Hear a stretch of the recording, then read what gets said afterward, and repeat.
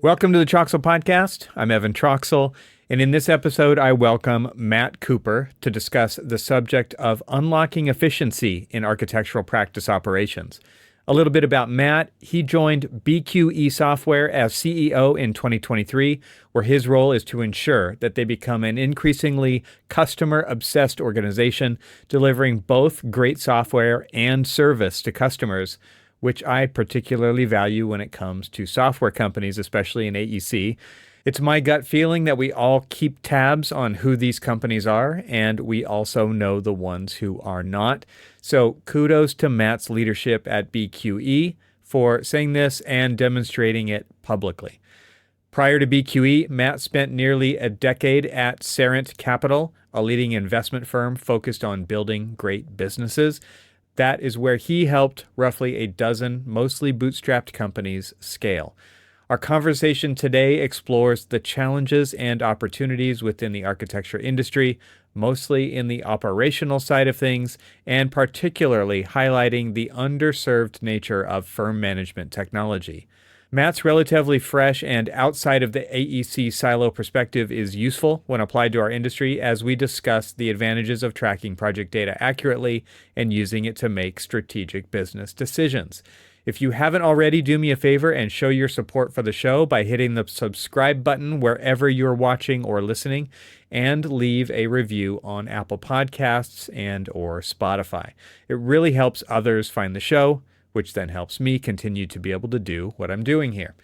Lastly, if you would like to receive an email from me when new episodes are published with all of the show notes and links and other information as they come out, sign up for that by becoming either a free or paid member at trxl.co.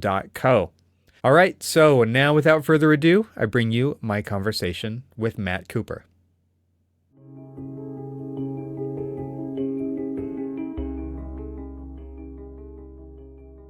Welcome to the Troxel Podcast. It's great to have you. It's great to be here. I've been looking forward to it. Give us an idea of where you've come from. I know that you are, let's just put it in relative terms, you're relatively new to the industry and to the place that you're working now, relatively. Again, maybe not new to you. It might feel like quite a bit longer, but let's kind of place that, but then also kind of tell the story of how you got to where you are. Yeah, absolutely. And maybe running a software company is a little bit like living in dog years, but I joined BQE Software in mid-2023. I got my career originally started in professional services, working for a large consultancy. Enjoyed that setting, enjoyed working with clients, ultimately realized I wanted to work with technology and I wanted to work with software companies that were growing. There's just something compelling about that. And about a decade ago, I joined a firm called Sarant Capital. It's an investor in founder-run and bootstrapped businesses, almost entirely business-to-business software companies, and was fortunate in my role there to work with a dozen or so companies that sound an awful lot like BQE for other verticals or industries. BQE for restaurants, BQE for hotels, so on and so forth. One of the companies I was fortunate enough to work with was BQE, and just fell in love with the business. I loved the notion of working with architects. There's just something so rewarding and inspiring about working with the community and being able to see the work that architects are producing. I loved what the company was trying to do, but also felt like there was an opportunity to improve the company. And lastly, it just felt like the architecture industry from a firm management software standpoint was underserved historically, and it felt like there was an opportunity to do a little bit of good in the industry. And so the opportunity, when there was a founder transition, came about to join the company full-time as CEO, and I'm thrilled I did. It's been a great ride since then. Not very many people, Matt, go from outside of architecture into architecture. I think especially on podcasts like this, where we're really focused on the technology side of things, I think a lot of disgruntled people or dissatisfied maybe is not quite as strong of a word, but there's a lot of disgruntled people too who because of toxic work environments or opaque corporate ladders. There's many reasons why people leave the industry to go maybe just adjacently, maybe not completely leave it, right? But they go into the tech side of things I mean, you're on the tech side of things, but you have also Sure. joined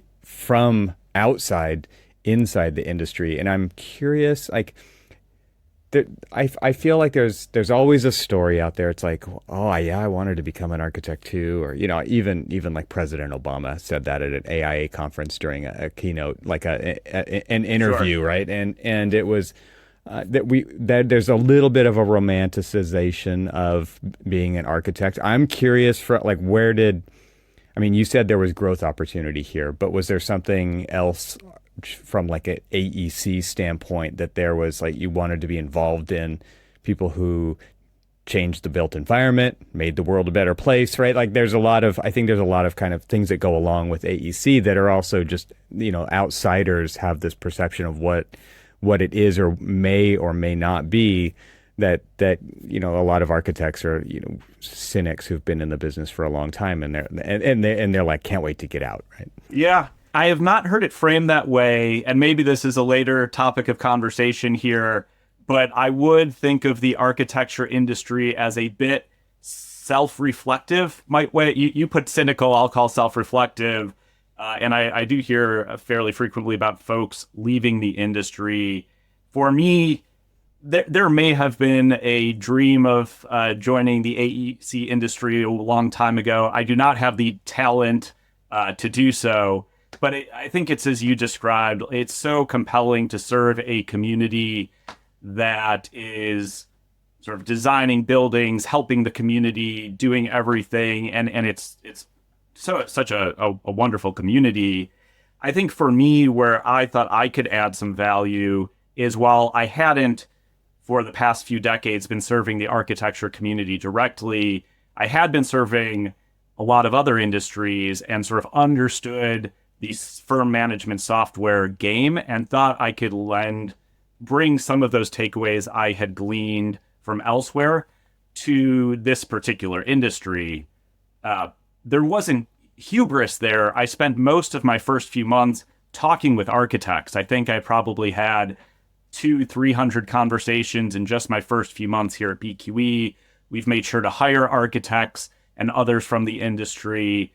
But I think it can be helpful to have an outsider's perspective to try to bring new tactics, techniques, what have you, to any industry.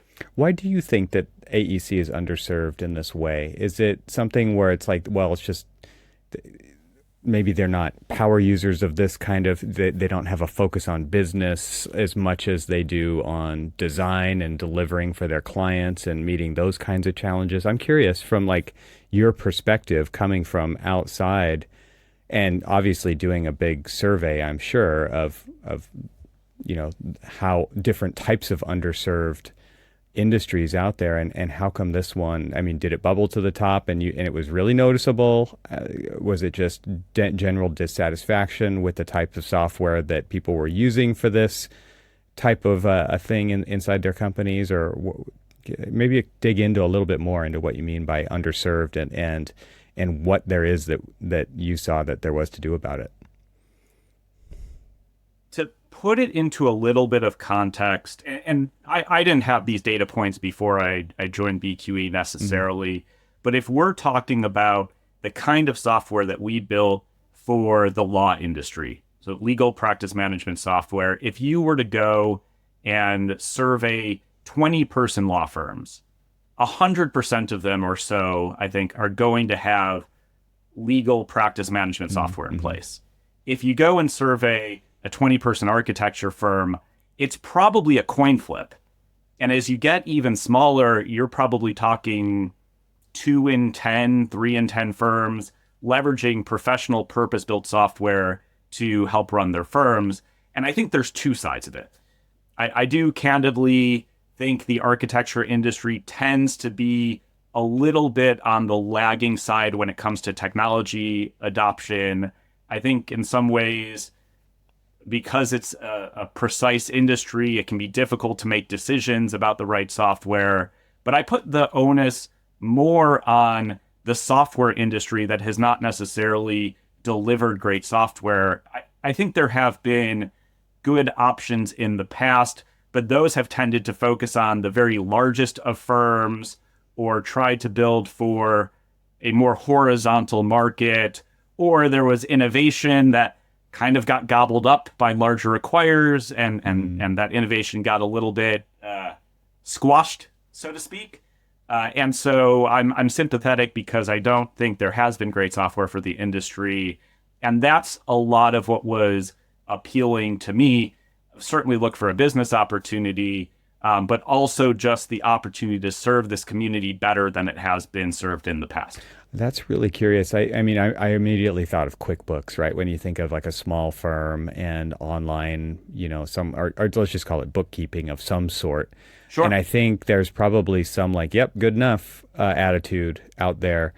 So maybe you can talk about what firm management software actually means, because when you talk about, using a piece of software like this, there's got to be a compelling value proposition there. And I think a lot of people probably just don't even understand what's possible in that, as far as it goes with these smaller firms that you're talking about. Well, and the QuickBooks plus Microsoft Excel tech stack is the most common option out there still, especially for smaller firms. And as you get into a few people, and certainly as you scale from there, that tech stack starts to break down. QuickBooks doesn't handle phase-based projects particularly well. It doesn't handle multiple contract types particularly well. It doesn't handle vendors or consultants particularly well. And as you can imagine, anytime you are trying to pass data, essential data for your business back and forth between QuickBooks and Excel, is the formula correct? Did we enter in the wrong bit of information? How do we know that we're tracking things appropriately? We hear all sorts of, frankly, horror stories that are often the catalyst for a firm to make a change. Oh, I sent a client the wrong invoice value and they got very upset. We lost track of where the project was and overspent a ton. It's awfully problematic if you're not using purpose-built tools. What we think of as firm management software, the way we might think about it is from proposal to paid. You could theoretically operate in firm management software. And that might be you are creating a proposal for a client, you win the bid, you flip that into a project, a work breakdown structure, you manage to that project, you invoice and bill for that project. For example, in BQE Core, by just pressing a button effectively, you're collecting payments for that project. And ultimately, a lot of our customers, we split about 50-50, will continue to use QuickBooks for the general ledger, or will use BQE Core. But it makes for a much more efficient, streamlined workflow. You don't have the employees who are tired of double entering information or having to track down Excel-based time cards. We acknowledge that running a small to mid-sized architecture firm is an incredible challenge. And the word that we hear often is sort of chaotic. It's very chaotic. It's very difficult. And our goal is to bring a little bit of efficiency and a little bit of insight in the form of clear data, the right data to the right people at the right times to those firms. It seems like there's a misunderstanding of the value placed on, so maybe the words here are tricky, right? Because there's value, there's time management, there's like, you're talking about things where somebody, probably an owner in a firm, if it's a smaller firm, is spending their time tracking this information, right? And the value placed on that time and the efficiency of, and I guess just, how confident am I in where that data is going, what it's being used for? Is it precise? I mean, there's so much to be said about that small percentage of time. It means so much, right? And so I'm curious, when you talked to people who maybe weren't using software like this to run their practice, what's the sense that you got about how they valued that time that they spent doing that kind of a thing? Because on one level, like, they didn't open practice to do that kind of stuff, and yet they have to do it. Right. And it has to be precise and perfect. and all of these things, right? And so I can imagine it's just like chaotic is a great word, right? Because they didn't feel like that's what the best use of their time, and they have to do it. And I'm just curious, like what kind of stories did you hear from people when it came to this stuff? It's like it sounds like they're just MacGyvering it, right? It's like bubble gum and toothpicks, and it's like strung together, and yeah, if a problem occurs, where do you find it? But then bringing some order to that probably has to feel like ice water in hell being served, right? It's just like so I'm curious, like when you're talking to these people, I'm sure light bulbs are going off about like how you can help. So many great points there to unpack. I would start by saying the MacGyver analogy is a good one. But I also want to acknowledge I have a lot of respect that folks have been able to build and run firms with the MacGyver approach. There's a cleaner approach out there, but I just want to acknowledge it takes a lot of ingenuity. I think they do it with design software too. Like it's not just this side of the business. Yeah. Let's take a quick break from the conversation to tell you about AVAIL. Is your team struggling to find the BIM assets they need? AVAIL's content management system simplifies access to all of your firm's content in one easy-to-use platform. No matter where your files live or what type of files they are, you can easily search and access them from AVAIL. Now, designers can consistently find and reuse all types of content. So what does that mean? Well, standards-compliant models and drawings are easier to create. The documentation process is less chaotic. New hires are easier to onboard. Projects are delivered faster with fewer errors. You get the idea. Visit getavail.com to try AVAIL for free and request a free demo. That's getavail.com, GETAVAIL.com. My thanks to AVAIL for supporting this episode of the Troxel Podcast. And now let's get back to the conversation. So you also called out, you are right, no one got into the industry because they love chasing time cards or figuring out how to get invoices out the door, or they love figuring out why there's a data discrepancy in the numbers and that you're unpacking spreadsheets at that point. I think a lot of the reason though folks don't sort of recognize the cost of those hours is one, it's a little bit hidden. You add it up over the course of the day and you don't immediately see in the moment how much it's costing you. I think the other one might just be inertia. When it is so chaotic, it can be difficult to take the time to invest back into the business when you are serving your clients as well as you possibly can and trying to put out some fires. And so I just acknowledge that's a challenge that we often then try to help people through in the implementation process. But before you commit to it, it might feel like a burden or hours you just don't have in the day. I would also say, you asked about some of the things we hear. I think the visceral feelings that cause people to reevaluate are things like, gosh, I just don't trust my numbers. Gosh, I'm not delivering as well for my clients as I hoped I could. Gosh, there is that chaos. Eventually, it sort of breaks down. I will relay one anecdote, though, that might make it a little bit more tangible. I was talking to a principal at a firm, and we want to make sure we're a good solution. We don't want folks jumping and leveraging our software unless we are. We want to make sure there's value there. And we asked some questions. How are you doing this? How are you doing this? Or how are you doing that? And it came to light that he was spending himself about 20 plus hours on invoicing every month. And if you sum up the cost to him, the cost to the firm, economically and probably in sort of emotional well-being, like that's when you start to recognize there's different ways of doing things, I think. This is a totally typical technology. I like the lens, looking through that lens of time spent to do something and time you could spend doing something more valuable, how much it actually costs at a billable rate to do those things. Yep. Versus spending some money on something, let's just call it technology, that will save, like extrapolate that over a year or longer, right? A lot of times these investments are, Yep. if you're talking about a piece of software like this, you're talking about multiple years.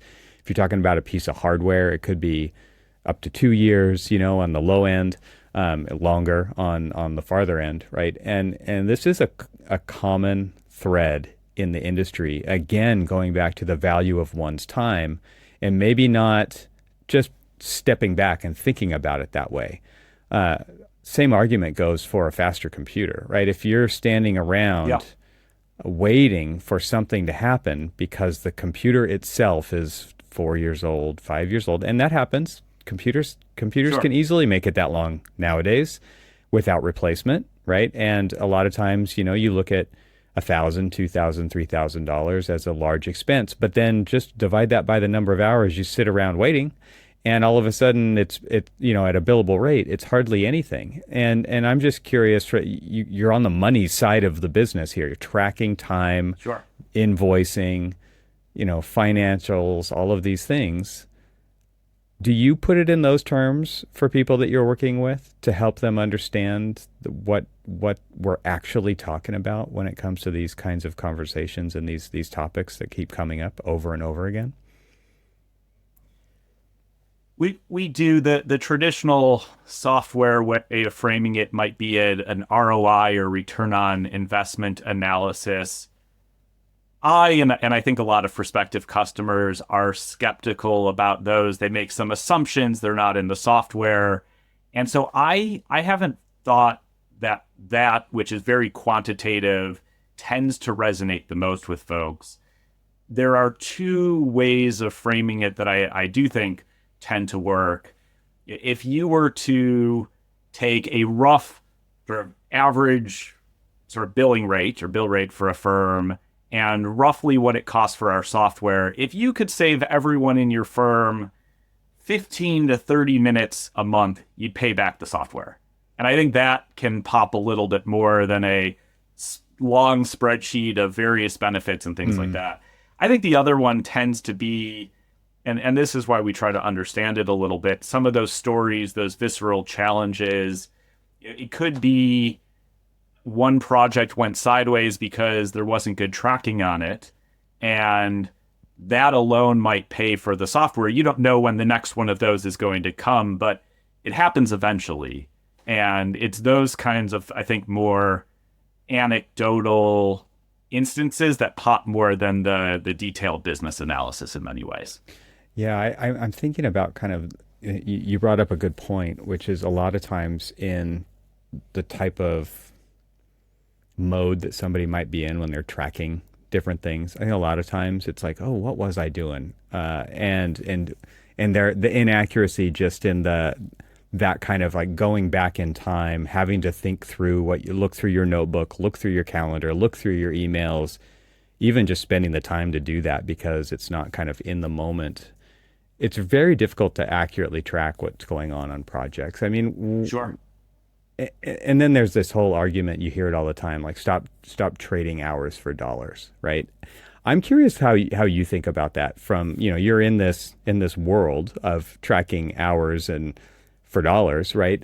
So do you have a feeling about that and like the level of the amount of fiction that goes into time cards and project tracking, but then also that like it's actually a pretty difficult business model to build time for hours, and yet that's what architecture is pretty much based on, right? So I'm just curious from your perspective, again, maybe coming from the outside and looking at other industries where there might be or may not be something that could be applied as a lesson in this way. But what's your thoughts around that topic?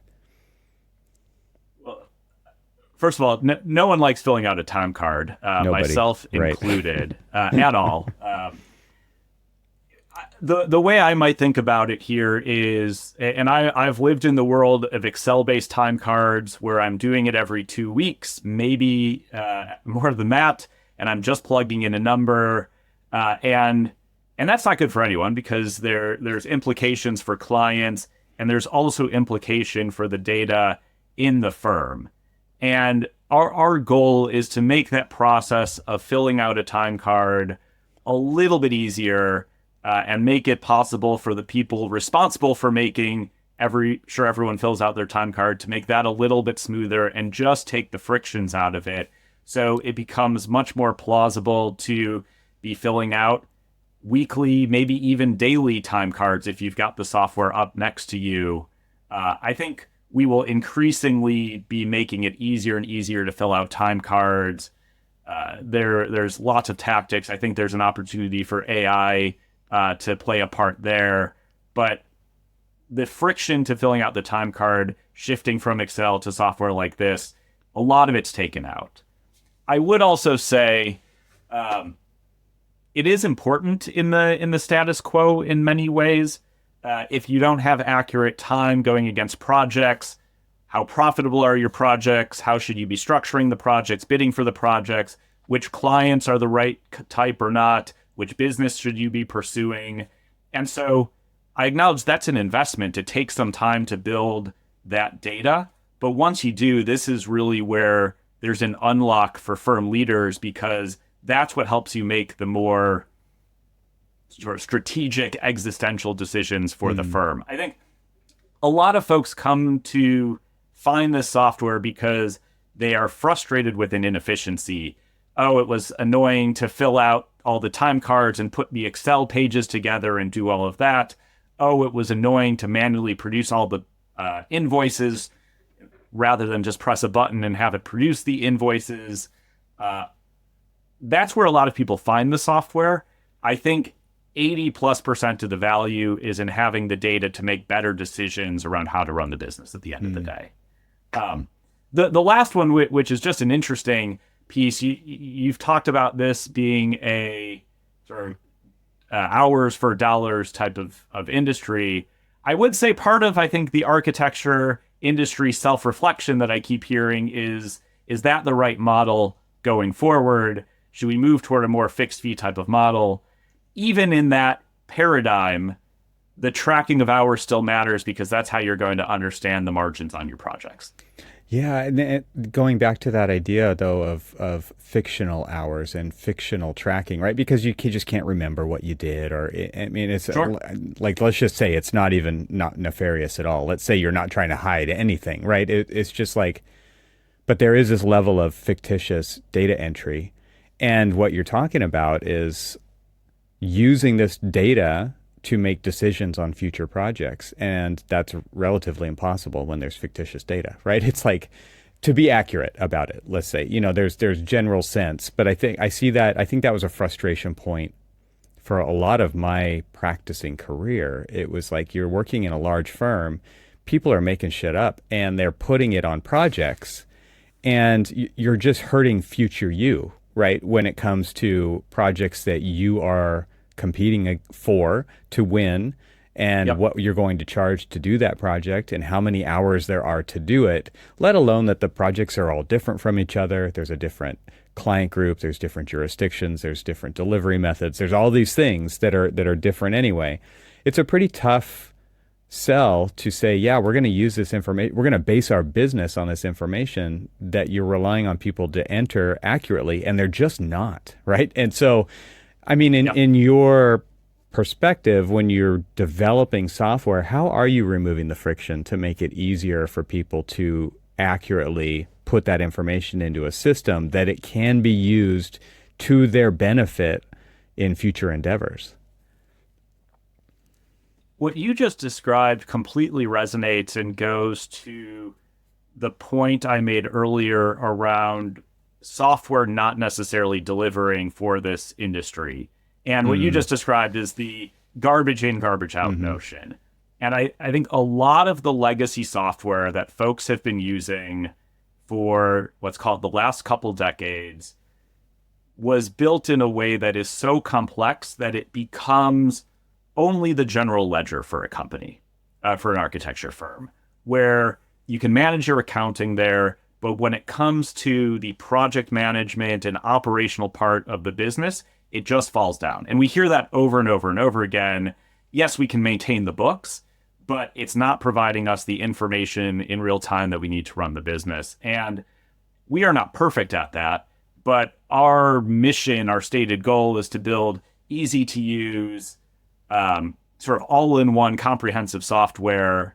And those are difficult things to do, but that's what we're trying to bring together to allow for all the functions in the business, in the firm to be well taken care of. And in this case, make sure folks are putting in their time accurately, which, again, it's a lot easier versus having to pull up some Excel spreadsheet at the end of the week to have an in-browser sort of time card. We've invested heavily in our mobile experience. We'll be releasing a brand new mobile experience in the next couple months. So do it in real time on your phone. We have introduced, for example, an integration with Outlook where if you're sending emails or doing different activities or have an event in your calendar, you can get that onto your time card. We make it easier for the firm admin staff to track who has submitted their time card each day or each week in real time. There's no one silver bullet to this right now, but there are a lot of things that we're trying to do in the software to make sure we're as far away from the garbage in, garbage out notion as you can be and make sure that data is useful. Because you're right, it's dangerous to make decisions with sort of imperfect or imprecise data. Let's take a short break from the conversation to invite you to join the most influential technology leaders in the AEC industry at Confluence. Composed of in-person events and a podcast co-hosted by yours truly, Confluence is designed to foster conversations between AEC firms and technology companies so they can learn, share, and engage with each other to support industry innovation. Software company AVAIL, which creates content management solutions for the AEC industry, started hosting Confluence events in 2019 to understand what firms are needing, wanting, and thinking around technology.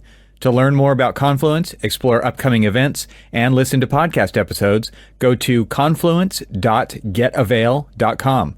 My thanks to Confluence for supporting this episode of the Troxel Podcast. And now, let's get back to the conversation. And it seems like there's just a certain level of table stakes of, having the right foundation in place so that you can get the information in there correctly the first time easily and then use it in the future. But I assume that there's also some trends and other things that you want to build on top of that as BQE, right? There's a few other players in the space too, right? Who are looking to take it to the next level. And I'm curious what those kinds of things are. So maybe shifting from kind of those foundational, like let's assume all that stuff is in place and that's all running smoothly. Where does it go from there? And what potential is there in using software like this to help run your practice? So the way I would think about it is the time entry, project management, and invoicing is kind of table stakes, right? If you think about the workflow of a professional services firm, if you don't do that, it's tough to know what value you are adding. But you're right. There is a lot of value that we have and are continuing to layer on top of that. I think the first and foremost one is how do you take that data that the firm has worked hard to enter and translate it into insights? And we've been investing heavily. I'm very excited about some of our upcoming releases in making sure you have easy, flexible reporting that can be dropped into someone's inbox Monday morning for the firm meeting, that you have sort of dashboards you can drill down into to understand, we're this level of profitability. How does that break down by client? How does that break down by project type? Are you able to manage your staff effectively? And so we're investing, frankly, an enormous level of resources in making sure the data is as digestible as possible. And we have some exciting stuff coming up there. I think the other one is, it's funny, I talk with a lot of firms who say, well, gosh, we want to pursue business development efforts, so we should look at a Salesforce or something like that. And I think the more integrations you have, one, the more expensive it gets. And two, there is no such thing as a perfect integration. And so we are trying to build functionality around that table stakes component. We're investing in a better client relationship management and proposal generation tool. We are investing in, without going too much into it, a few other areas that serve the needs of the firm beyond just the basics. Nice. I think the last one is, if you'd asked me 9 months ago, I would have said AI is a long way out. If you ask me now, I think that's not at all the case. And so what we've done is created an innovation center internally, have a few folks dedicated to figuring out the way that artificial intelligence can benefit our customers. And we've got a list of a dozen things we'll start knocking down that I think are going to be really compelling for those customers. It's funny, I think a lot of companies, let's call it in the last year, have gotten the AI bug, thrown a lot of stuff against the wall and just tried to see what sticks. And we're trying to take a little bit of a closer, what challenges are we able to solve? Can AI be applied to it lens versus we have to use AI throughout the product? Yeah. I'm curious what you mean by a Salesforce kind of integration. So when you hear that from a client, I mean, and it doesn't have to be Salesforce specific. I'm just curious, what does that mean to them when it comes to generating proposals, winning work? How does that fit into a pipeline? I think it is the notion that it is, take that one in particular, it's a brand name. A firm says we need to do business development efforts. We need to track our contacts and clients. We need to run campaigns into those clients. We need to understand our pipeline and win rates and things like that. And those are all good goals. Like I think that's important, especially as you reach a certain size for the firm. But there's a historical debate, which the buzzword term would be best in class versus best in breed. Do you want the single best software for every single use case? In this case, do you want a Salesforce for CRM, for example? Or do you want more of an all-in-one solution where it's not necessarily the best in class, it's not necessarily the best, most robust piece of software, but it's well integrated, it's purpose-built for the industry, and it gets the job done. And that would be my pitch until maybe you reach a few hundred people. It's probably a lot more efficient from a cost and time perspective to leverage a purpose-built CRM for the industry than try to plug a Salesforce, for example, into your tech stack. I mean, if you think about it, Salesforce is a massive publicly traded company that can invest billions of dollars into the software, but most firms don't need the billions of dollars they're investing. They need something easy to use. And I think that's what we're striving to do, is sort of make it accessible for firms to get more functionality. And are there ways, like speaking of integrations, and I'm thinking of, software that people are using on the design side of things when it comes to integrations and passing data around and leveraging, databases that exist out there for various different, I could use it for environmental data, demographic data, all kinds of things, right? I'm curious if there's that kind of, if you're thinking like that when it comes to software that BQE makes as well, are there ways to integrate it with practice-based software that it goes beyond, into the designer's toolbox, for example? We haven't seen a ton of that yet. That doesn't mean it's not right or shouldn't be on the horizon. Some of the things that I think are compelling is making sure that the design assets show up in the right place. I think there are ways of communicating between the business or project management and the design side of the house. Those are things we have on the map, but I don't think a lot of software providers have done a great job so far of bridging those two. Yeah, it seems like that's probably the case, but it also does seem like there's some opportunity potentially there, because when you're talking about project data, right, like that lives in a Revit model, for example.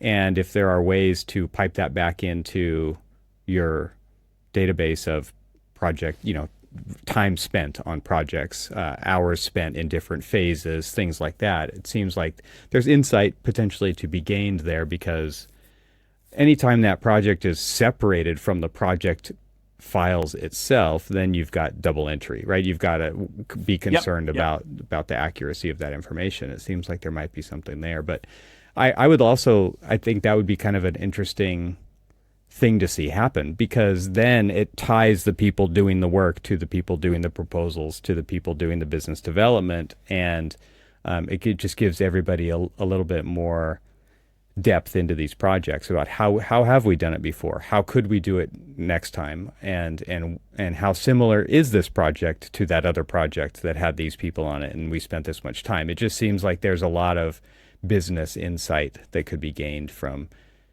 and in the world of APIs that we live in now, and cloud and fileless data exchanges, it does seem like that the potential is better than it ever has been before. I 100% agree with you. And maybe this goes to the point that the industry's been underserved. It feels like that is worthwhile to do. The couple things I would caveat is what I described a little bit was a closed system. Like, why should you integrate with a Salesforce, for example? To be clear, like there are lots of reasons to integrate other software tools. We believe very much in being an open software solution. If someone wants a Salesforce, ultimately you can plug in things like that. But we also do recognize that not every firm has the resources to do something like this. 90% of, I'll get my number wrong, of architecture firms are below a certain size, maybe 5-10 employees. 10. You don't want to be spending the time trying to integrate all those solutions, but we do think it's important to be able to do so, certainly. Yeah. I'm curious, a lot of times I think when it comes to software in AEC, firms or leadership want to see success examples of successful implementations or outcomes using said workflow or software or whatever. So maybe take that and run with it with BQE. Can you talk about some of the transformations that you've seen through the use of practice management software in this way? Absolutely.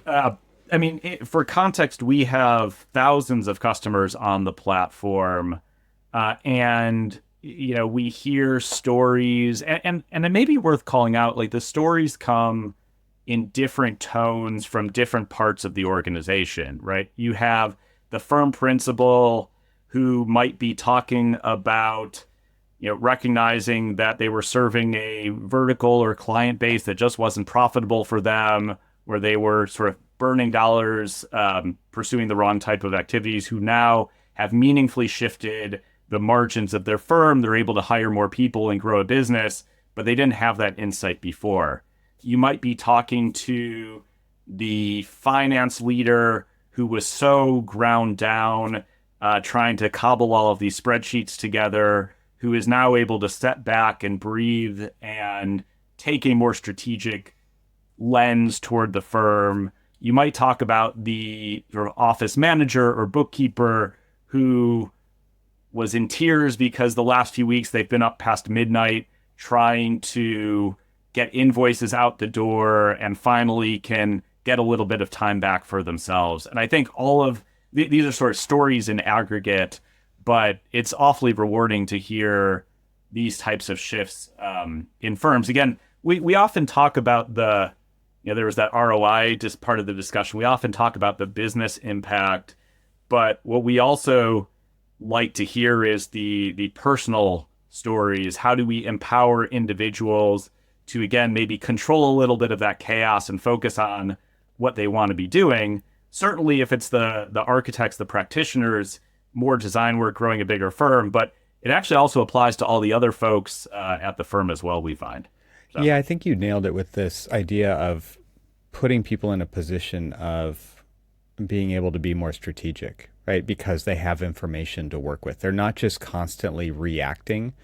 And that's an entirely empowering situation to be in when you've experienced the flip side of it, right? It's just like night and day different. And for you to be able to feel like you have a window into what's actually going on, and therefore now we can develop a strategy and we can execute on that because we're in a position of being able to have that survey, but also we're just not playing catch up all the time. We're not just reacting, putting out fires, right? I think it's really empowering for a certain role, but also for the business to be able to shift and move into that kind of a position.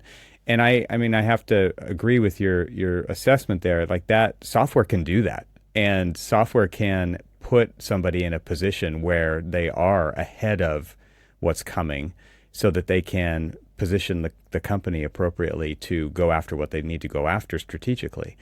That's a huge shift. I mean, it can't be understated. I think a lot of times when it comes to firms, it's like just throw people at the problem, right? Throw more people on the project.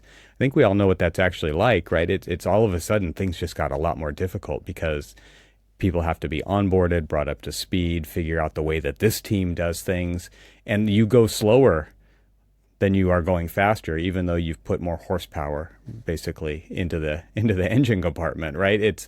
You would think that it would be a great application, but on many times it's not, especially for the people who are having to do that on the spot training.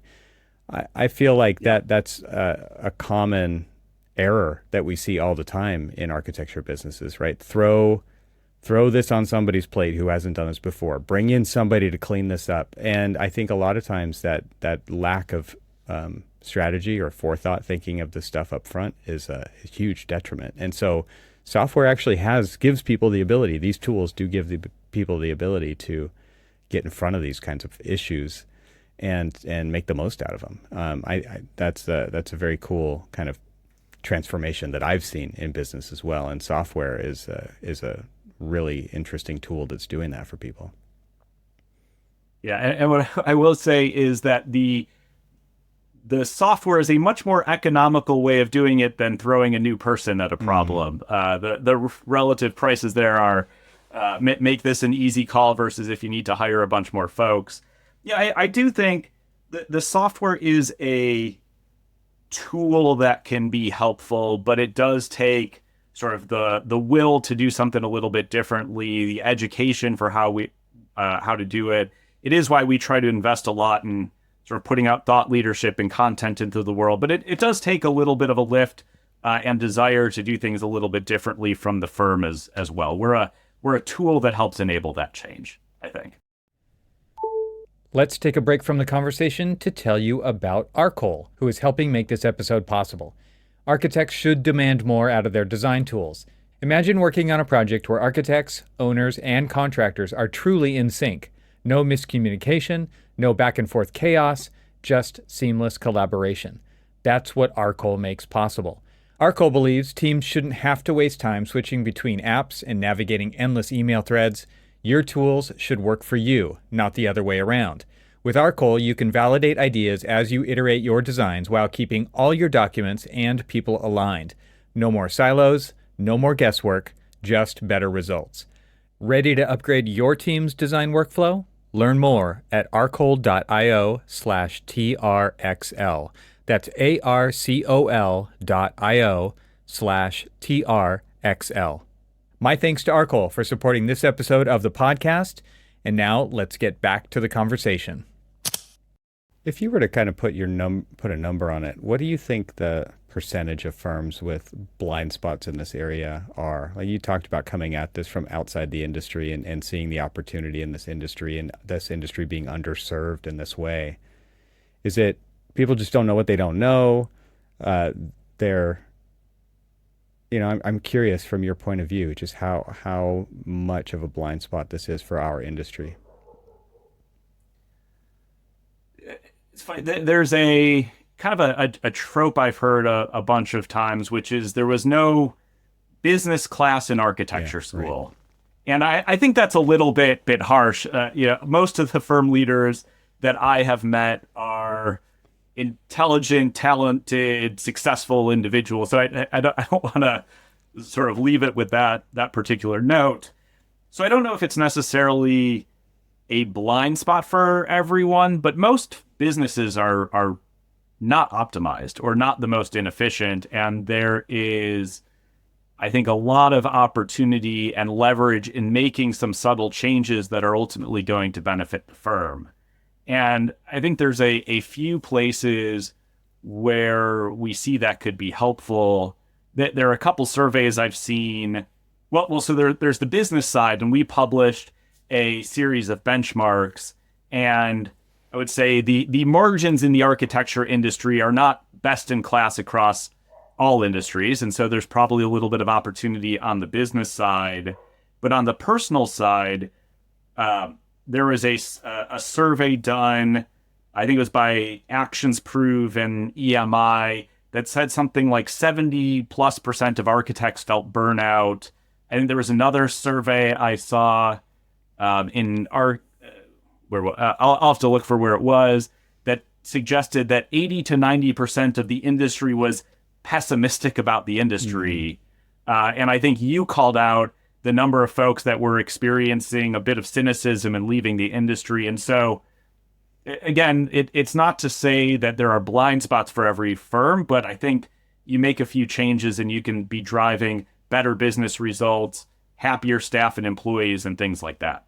And we talked about maybe with blind spots, what I have gleaned anecdotally and the feeling I've gotten talking with so many firm leaders is the changes that are coming down the pike in the industry are only speeding up a bit, right? You've got sort of a generational shift with retiring firm owners, a gap in sort of mid-level firm and project management. You've got a newer generation to the industry that works a little bit differently, and has some different values. There are more client pressures I'm hearing than ever to speed up projects, sort of take a hit on price and margin. There are macro conditions at play. And so I think this goes to the point that having the right information and managing in an operationally efficient way matters more and more over time. And if you think about, you talked about the AEC industry as a whole, I think architecture tends to feel the brunt of it early on a relative basis. So being out ahead of things and having the right information certainly helps. Maybe final question as we wrap up here. I kind of feel like you've got something interesting to say here. As software companies go, right, the tool being put into somebody's toolbox is not enough, right? Like they don't just all of a sudden experience that ROI or experience the better business because now they have the tool, right? Because now there's training, there's customer satisfaction and success, and there's new ways of doing things, new behaviors, all of these things. So how does a company like yours, how do you go into that situation to help people be successful and have these outcomes that you're talking about being achievable with your software? Because again, like just having it, it's like many people in this industry are very aware of, they have the most powerful tools and yet, right? It's like, what do we do with these? How do we leverage these? And it's just, so again, just having them, just spending the money isn't enough. What do you do as a company to help your customers succeed with your software? Yeah, I've got a grin because my pithy answer is I try to hire people that are much smarter and more talented and adept at what they do than I am. And so that's across product and engineering and customer success and sales, the whole firm. But I think we've made a substantial investment in that customer experience over the past year. And if I walk through it, we kind of refreshed our implementation approach, made it much more programmatic and structured.